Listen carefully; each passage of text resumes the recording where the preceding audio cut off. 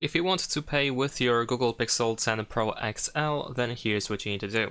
So first of all, we need to open the Wallet app. It should be pre-installed on your Pixel 10 Pro XL. If not, if you don't have it for some reason, you can just open the Play Store and of course download the Google Wallet app for free. And once you open it, at least for the first time, you might want to allow the app to send you notifications.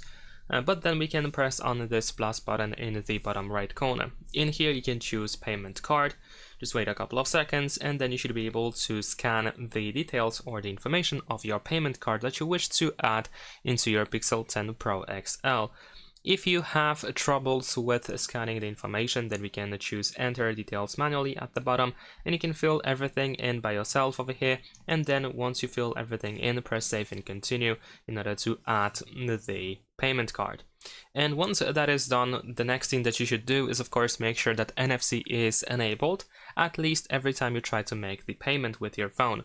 So in that case we can open settings, go to connected devices, over here choose connection preferences, and then you should be able to find NFC. Usually it is enabled by default, but of course we can double check, but also I can recommend you enabling this option, require device unlock for NFC, so that your phone has to be enabled. Sorry, not enabled, it has to be unlocked whenever you're trying to make the payment. Of course, this is for security reasons. Now, once that NFC option is enabled, you should be able to just put your phone into the card reader in order to make the payment. And that's pretty much it. Thanks for watching, leave a like and subscribe.